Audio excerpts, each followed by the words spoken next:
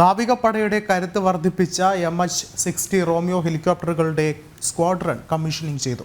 Kochi INS ഗരുഡയിൽ ആരംഭിച്ച squadron INAS 334 എന്നായിരിക്കും അറിയപ്പെടുന്നത്. അന്തർവാഹിനി പ്രതിരോധ യുദ്ധത്തിന് പുറമെ വിവിധ തെരച്ചിൽ രക്ഷാപ്രവർത്തനങ്ങൾക്കും ഈ ഹെലികോപ്റ്റർ ഉപയോഗിക്കാനാകും.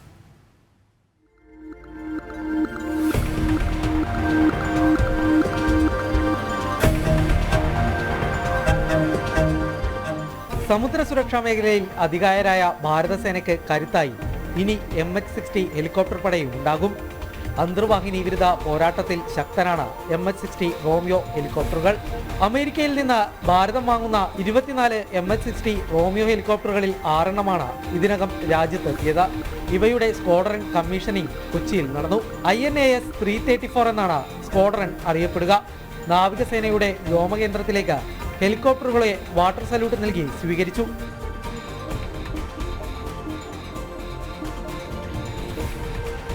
അത്യാധുനിക റഡാറിന്റെയും സെൻസറുകളുടെയും സഹായത്തോടെ കടലിനടിയിലുള്ള അന്തർവാഹിനികളുടെ സ്ഥാനം നിർണയിച്ച് ആക്രമിക്കാൻ സാധിക്കുന്നതാണ് MH-60 ഹെലികോപ്റ്ററുകൾ.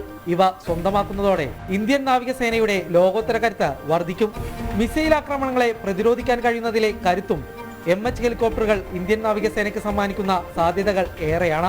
ഫോറിൻ മിലിറ്ററി സെയിൽസ് പദ്ധതിയുടെ ഭാഗമായി വാങ്ങിയ ഈ ഹെലികോപ്റ്ററുകൾ നേരത്തെ ഇന്ത്യ തദ്ദേശീയമായി നിർമ്മിച്ച ആദ്യ വിമാനവാഹിനി യുദ്ധക്കപ്പലായ INS വിക്രാന്തിലും പരീക്ഷണം നടത്തിയിരുന്നു. കൊച്ചിയിൽ നടന്ന ചടങ്ങിൽ നാവികസേനാ മേധാവി R ഹരികുമാർ അടക്കമുള്ള ഉയർന്ന നാവികസേനാ ഉദ്യോഗസ്ഥർ പങ്കെടുത്തു. ക്യാമറമാൻ രാജേഷ് KR-നൊപ്പം കിരൺ കുമാർ, ജനം, കൊച്ചി.